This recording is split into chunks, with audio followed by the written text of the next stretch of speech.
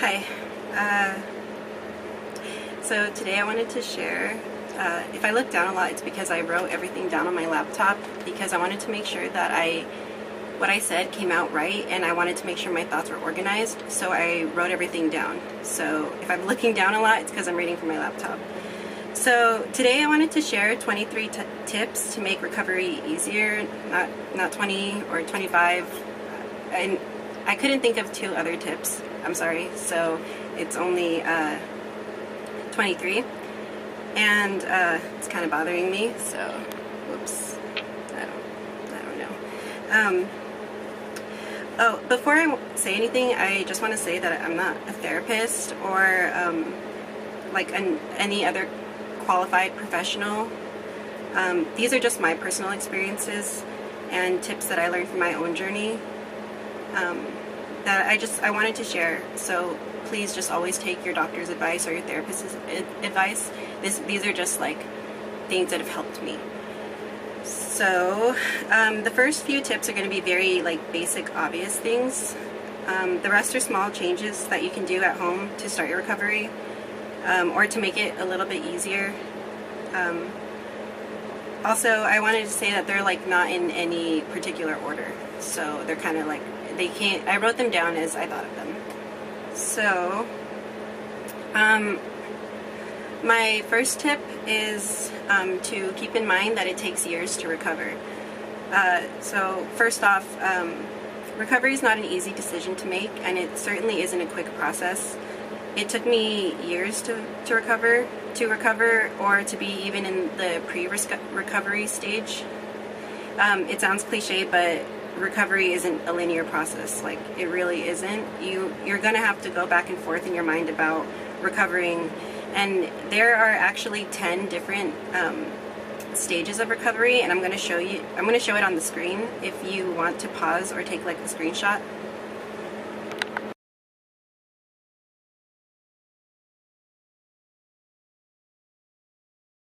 Okay. So of course, stage 1 is I don't think I have a problem. The second stage is I might have a problem. Ooh, whoops. Sorry. Okay. So the first stage is I don't think I have a problem. The second stage is I might have a problem, but it's not that bad. The third stage is I have a problem and I don't care, which is the stage that I spent the majority of my ED time in, or my ED. I'll call it ED. Stage 4 is probably where a lot of you who are seeking this kind of content are in, and that is the I want to change but I don't know how, I'm scared. This is when you start to get sick of the cycle, feeling tired all the time. The ED depression is riding you hard, but you are still too afraid to gain weight and you don't know where to start. So yeah, I spent a lot of time in that stage. So sorry, I'm not used to this yet, so please bear with me. So stage 5 is I tried to change, but I can't. And this is when you first start to dip your toes into the action part of recovery, where you try to resist your behaviors, but you quickly go back to your old ways. It's easy to get discouraged during this stage, but like, believe me, it's all part of recovery. Stage 6 is I can stop some of the behaviors, not all of them. And like in this stage, you start kind of juggling behaviors in which you may be able to stop some behaviors, like BP. I'm sure you know what that means if you're here. But that may also mean you're restricting more. This stage, in my case, went on for a long time. Maybe a couple of years before I got to stage 7, which is I can stop the behaviors but not my thoughts. This is when you have been able to give up almost all your behaviors, but you can't stop thinking about it. Especially since this is the stage where you're going to start gaining weight. You're going to miss your ED, and you're going to keep wanting to use your behaviors, and you may even have frequent slip-ups during this stage, but you can get back on track the next day or 2. The next stage is where I am. And a lot of us will remain a big part of our recovery journey, is stage 8, and that is I am free from behaviors and thoughts, but not all the time. I've been in between stage 8 and 9 for about 2 years now. In this stage, you can feel okay for the most part, but certain things can still trigger you, like wearing a tight bathing suit or a really bad argument with your partner, into behaviors and thoughts. Stage 9 is I am free from behaviors and thoughts in which, stage 9 is I am free from behaviors and thoughts in which you mostly feel okay with your body, eat whatever you want without guilt. You may get triggered, but you don't act on them, and after a while we forget we even had those thoughts and those triggers. Lastly, step 10 is full recovery, where a long time you are free from thoughts and behaviors and you have fully accepted your body for how it is. Your eating disorder is a thing of the past, which, oh my god, that's where we all want to be, right? I really hope to be at stage 10 one day and just know it's normal to jump back and forth between stages, especially in the beginning. Alright, my tip number 2 is, I would say the most important tip, is dialectical behavioral therapy, or DBT. DBT is an amazing tool that helps with not just EDS but SA, and for SA I'll just say it, substance abuse. So I'm gonna just call it SA from this point on this video. Trauma, anxiety, and emotional dysregulation. Dialectics teaches you to bring the balance of two seemingly opposite truths, but they're both true. An example of this would be, I'm doing my best and I want to do better. Both statements are true. DBT is comprised of 4 modules: mindfulness, emotional regulation, distress tolerance, and interpersonal effectiveness. Mindfulness includes being aware of the present moment without judgment. People with EDS tend to be living in their own head a lot of the times, and mindfulness helps in situations like when you're out to dinner with family, and instead of being zoned out on how many calories you're eating or what you're going to eat, mindfulness teaches you to be present and engage in the conversation and enjoy all the flavors of every bite of food. Trust me, your loved ones will notice the difference.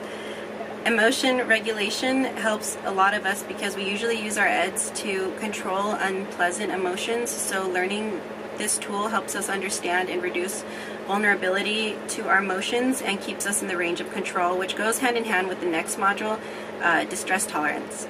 Everyone has a limit in which they can handle distress, such as anxiety, depression, anger, and loneliness. Once we hit that limit, we're no longer in the range of control, and this is usually when our unhealthy coping mechanisms come into play. By raising our tolerance to distress, we can better cope with things we previously weren't able to handle before learning these skills, and being able to accept reality as it is to prevent like a crisis situation. The last module, interpersonal effectiveness, is about getting our needs met, maintaining relationships, increasing self-respect, and setting healthy boundaries. Honestly, I love DBT so much. It has changed my life for the better because I know that not everyone has access to this form of therapy.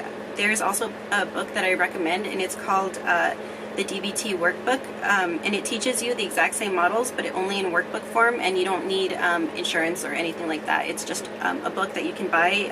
It's on Amazon for sure, and Barnes & Noble, but I'm sure you can find it other places for less. Sorry. Okay.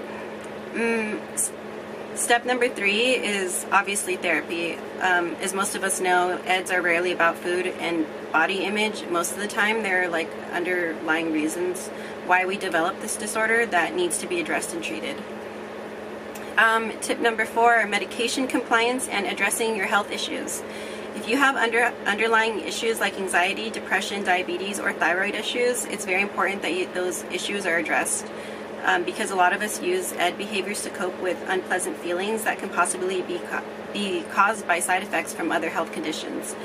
Any psychiatric medication should be taken as directed, and any issues you have with those side effects should be addressed with your doctor. For example, if you are concerned with weight gain on medication, you can be honest and tell them that you're concerned about gaining weight on a certain medication, if that's why you're not taking it.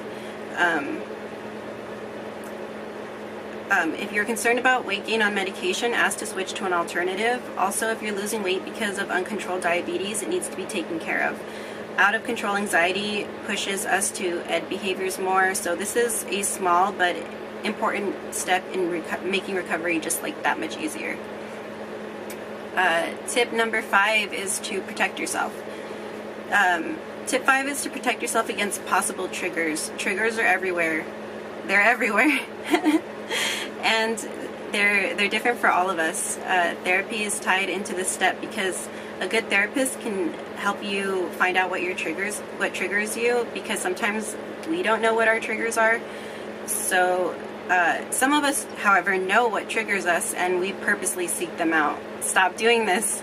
I know you know what I'm talking about. Unfollow those accounts and stop watching those movies. Stop going on those websites.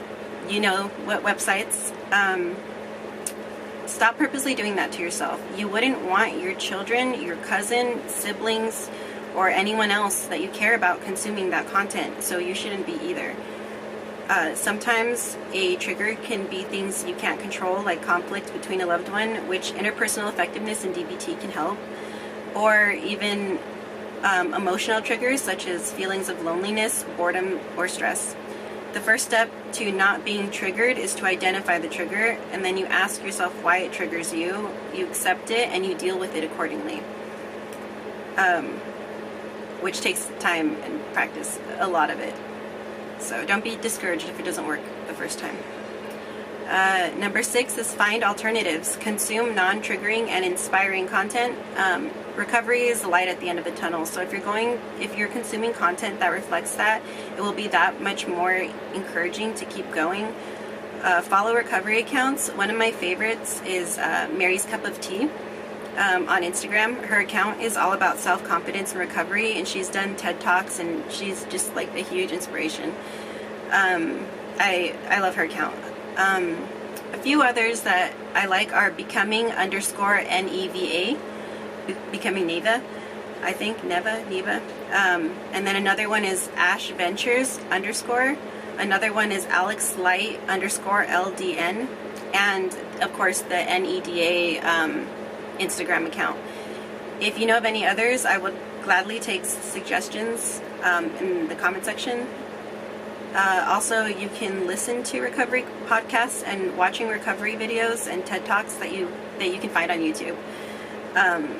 Even if you aren't convinced or not in recovery, it can give you glimpses into how life is going to be like when you're recovered. Number 7 is a very, very difficult step, and it's to get rid of your sick clothing. This step is good for when you start to put on a little weight. If you hold on to it, it can trigger you into wanting to fit into those clothes again. My advice is to go to a discount store like Ross, Marshalls, or Burlington and buy a whole new wardrobe in your Target healthy size. If you are good at thrifting, then you can do even cheaper at thrift stores. Wherever you go, get yourself a cute new recovery wardrobe to motivate you. You can even depop or sell your old clothes to have money for your new recovery outfits. If you have issues with binge eating, or BE as I'm going to refer to it furthermore, you can put the money that you used to spend on B food, and you can put it into a jar and then use that money to buy new clothes. And then you can donate the rest of the clothes that you can't sell, of course. Number 8, stop weighing yourself so often. Stop weighing yourself so frequently. The daily weigh-in itself can be an addiction. I know this is a difficult step, but it helps more with your daily mood. More than anything, just how you feel during the day, like during that exact day. I know you know what it's like to weigh yourself in the morning and your weight is higher than you wanted it to be, and it puts you in a bad mood to start the day off. Simple but not so simple solution is to just not weigh yourself that day. Especially if you know you overate the night before, or if you know that the day is going to be full of like difficult tasks, you can prevent feeling just that much worse by staying off the scale on those days. If you can handle it, go from like every day to every other day to every 3 days and so on. Just try to have less weigh-ins. You will soon notice that how often you weigh in, it doesn't affect your overall weight very much, just your mood. Tip number 9, start slowly reintroducing foods you used to enjoy in moderation. Have 1 or 2 servings of an old favorite fear food you used to allow yourself before your ed came along. Let yourself have that fear food once a month, then twice a month, then once a week, just 1 or 2 servings. And you'll be able to have them more. For me, fear foods were cereal, smoothie, and spaghetti. And now I can eat food pretty much every day and not nasty diet food. Tip number 10. You're going to have bad body image days. Rule number 1 on a bad body image day is to just not weigh yourself that day. You don't want to ruin your day. Instead, you can plan ahead. When shopping for new recovery clothes, make sure to get pieces that are specifically for these bad body image days. I get very insecure about my tummy, so I have some really cute baby doll tops, oversized sweaters, and some loose pants for these days, so I don't feel like an overstuffed sausage. But I don't feel like dumpy and frumpy, because that can also dampen my mood. So get some stylish clothes that will hide your problem areas before those days hit. Also, remember to be extra nice to yourself that day, because everyone, not just people with EDS, have bad body image days. So do your hair and your makeup extra cute, and it will help take your mind off your body. And if you're a guy, just wear your bad body image clothing and accessorize, look cute. Tip 11 is to keep your emotional tank full. People are easily triggered when they are hungry, angry, lonely, or tired. The acronym for this is called HALT. It's also a term used in SA and ED recoveries, because they're similar in that they're both addictive and maladaptive behavior. In fact, about half of everyone with ED also has SA issues. They're both coping mechanisms, but when we keep our emotional tank full, you will avoid emotional vulnerability, which can... I'm so sorry. Let me start that again. They're both coping mechanisms, but when we keep our emotional tank full, we avoid emotional vulnerability, where we can be more susceptible to giving into our behaviors.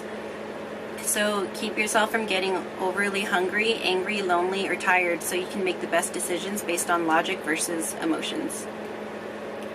Tip number 12 is to find a healthy person's eating habit to mimic. If you're unsure of how much food is normal to eat, find the person you know has the healthiest relationship with food. For me, it's my fiance, and copy them. When you struggle with BE, restricting, or both, it's hard to know what the right amount of food to put on your plate is. So having a healthy example is helpful.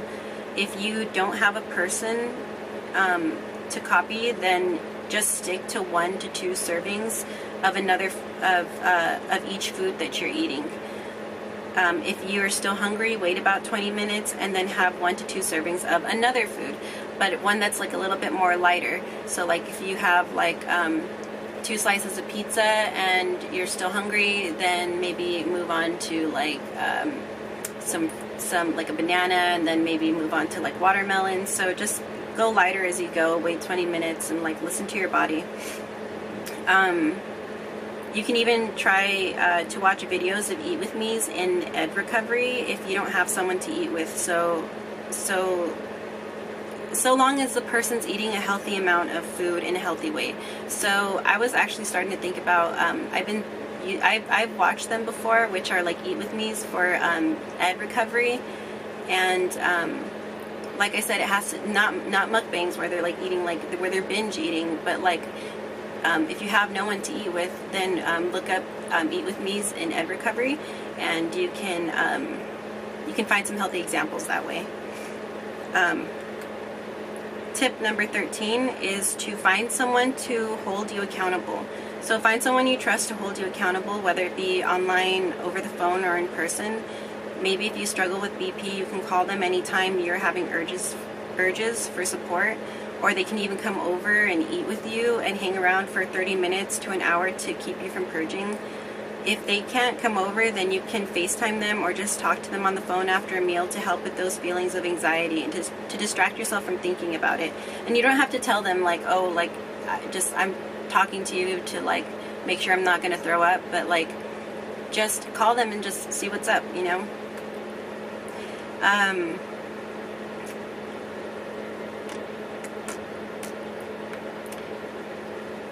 If you have issues with restricting, eat with your accountability person and try to immerse yourself in the experience. Make conversation with them and really listen to what they're saying instead of like zoning out, and enjoy your food. Maybe you can ask your person if you can FaceTime them while you eat so you don't feel anxious being alone. Remember to ask your accountability person first if they're emotionally capable of holding you accountable, so that you're not putting a strain on their mental health if they themselves are struggling. Last part of this tip is to be 100% honest. When you want accountability to anyone, whether it is to your therapist or the accountability person, it only works if you're truthful. Think of it as like a sponsor is for like someone in SA recovery. It only works if you're truthful. So like if you're not going to be honest, don't even bother with that step. Tip number 14 is to change up your exercise. Try a more gentle form of movement like yoga or Tai Chi. If you still want a more intensive workout, try to keep from measuring your exercise and actually enjoy it. Switch from going to the gym to an outside exercise like hiking, bike riding, or swimming. The sunshine itself will improve your mood, especially if you have like a nice scenery. Obviously, try to refrain from using smartwatches or apps that track your exercise stats while you're doing these activities. Also, stop exercising once you are tired or overworked. Listen to your body. Use mindfulness to immerse yourself in the experience instead of zoning out on how many calories you're burning. Tip number 15 is start remembering what you used to like to do before your ed started, because when you have an active ed, it encompasses all of your time, energy, and brain space. Eds take up a lot of your time, and even still, the side effects from ed will leave you tired and weak, so being out of order takes up more time. So it keeps you from doing other hobbies. Do things that you used to enjoy, like reading, writing, painting, or other activities that used to make you happy, and replace that time you normally spent counting calories, looking at restaurant menus, or spending extra hours at the gym. I said that kind of weird. Sorry. Sorry if I sound a little robotic or like I'm talking too fast. Still got to get used to this. But healthy hobbies will improve your mood and take your mind off your ed. 16. Oh, and it'll add a little bit more joy to your life. When you have a hobby, instead of just like being obsessed with your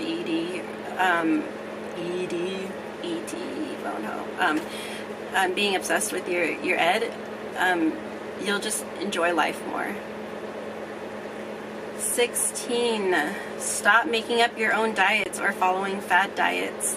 We all know that they aren't sustainable and too restrictive. Cook your food at home and enjoy what you're cooking, and cook with someone you trust, like your partner or family member if you're having a lot of anxiety preparing food.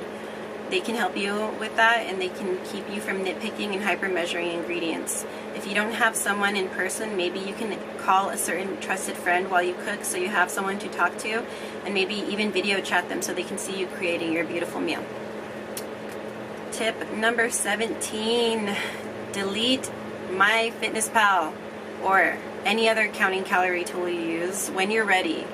And yes, I know this is easier said than done, and to be honest, this was one of the last things I stopped doing. Even though I was eating 2,000 to 2,500 calories a day, my anxiety still felt the need to track that. But I realized that my anxiety actually improved once I stopped using this app and just focused on eating at least 2 meals a day. I just focused on eating 2 meals a day. Reasonable portions, healthy portions, and it's obviously a more difficult step to take, so of course you can take your time with that one. Tip number 18 is to work on your self-esteem. No one who has ED has good self-esteem, because someone who treats themselves nicely wouldn't hurt their body this way. Most of you already know that your self-esteem doesn't really change based on your weight, especially if you're having body dysmorphia. When I was at my lowest weight, my LW, my self-esteem was at an all-time low, and I'm sure a lot of you can relate, because your body is screaming in pain when you're at a low weight and you feel awful. Positive affirmations are one of my favorite tools to improve my self-worth, and it took me a while to get used to saying nice things to myself, and it was kind of weird. So I started out by writing them down, just like writing nice things to myself, and then reading them silently and then out loud. So like stuff, this is like embarrassing, but so like some of them that I'll do are like, you know, you're okay, you're safe, you're worthy of love, stuff like that. And like I said, it's really weird to tell yourself that, or to even say it out loud. So just write it down. Just write it down and read it to yourself, and pretty soon you'll be able to tell them to soothe yourself, self-soothing. So yeah. Tip number 19 is to understand that you're in a toxic relationship with ED.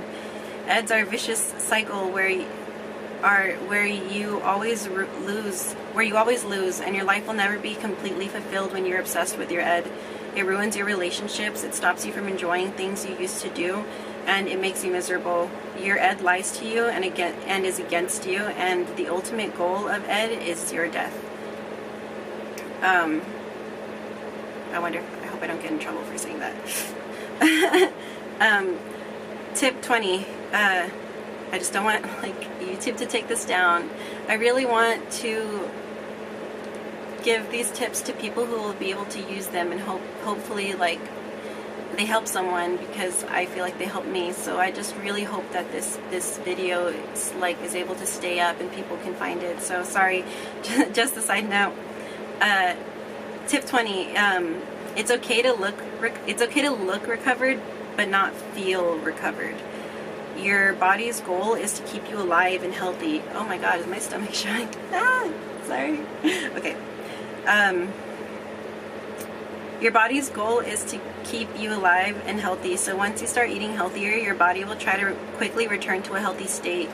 However, your mind takes a lot longer to recover from the learned thoughts, behaviors, and patterns. Recovery doesn't always feel good. You're going to miss your behaviors, and most people miss their bodies. Also, weirdly enough, you will miss the memories of Herbs and Altars did a really good video on this called Nostalgia for your ED, and I would highly suggest you watch it. I was just like, oh my God, like I didn't know other people felt that way too. So yeah, it's a really good video. Tip 21. You're gonna have bad days and slip-ups. Keep in mind that a slip-up doesn't always have to turn into a relapse. If you have a bad day, let it go and start again tomorrow. You don't have to throw away your recovery for a day or two or even a week of ED behaviors. You can always go back onto the recovery path. 22. It's okay to hate the weight gain. It's okay, because I hate it at times. I really do. It's okay to be honest and say it's okay to hate the weight gain. You will cry over your new body. A lot of times your body dysmorphia will stick around after recovery, and that's very normal. Continue to work with your therapist to work on yourself and to be nice to yourself. Care for yourself as if you were caring for a pet, a child, or a loved one.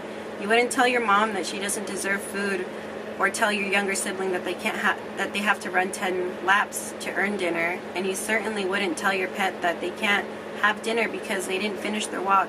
So don't talk to yourself that way. You deserve to eat, and you deserve to be kind to yourself.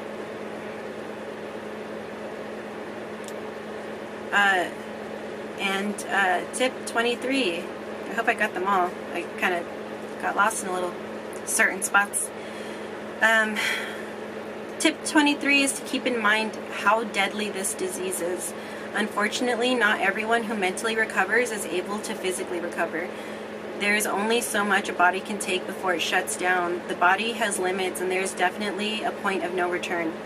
Some people go through all the steps and effort to recover, but their body gives out and they pass away. it happens to people of all weights, from like the people on my 600-pound life, and I'm sure if you're part of an ed community online, you see it quite often where people finally decide to get better, but their body has just been through too much and they pass away. Those are honestly so heartbreaking, and I see it all the time, and it's like they want to get better, and as soon as they want to, their heart gives out. So it's very, very real. My biggest fear actually is that somewhere down the line I'm living my best life with a dream car and a house, and then all of these years of damage I've done to my body will come back and bite me in the butt, and that I would have to face the consequences. But honestly, that's just the reality of EDS. It can come, the health consequences can come get you at any time, at any weight. It's just, keep in mind that this is a very, very deadly disorder, and that the end goal of this disorder is for you to no longer be on this earth. So please just keep that in mind. So those are my 23 tips and tricks that I use to make my recovery easier, and hopefully they can be helpful to you. If you have any other tips, then can you please, I would really appreciate if you left them down in the comment section so I can, make my recovery a little bit easier, and other people too who can read them as well. So I'm sorry for the long video, but if you made it to the end, thank you so much. I really appreciate you watching, and hopefully this helps you, or if you know someone that this video can help, go ahead and send it to them. Coming from a person who's been through it. So, yeah. Thank you for listening. Bye.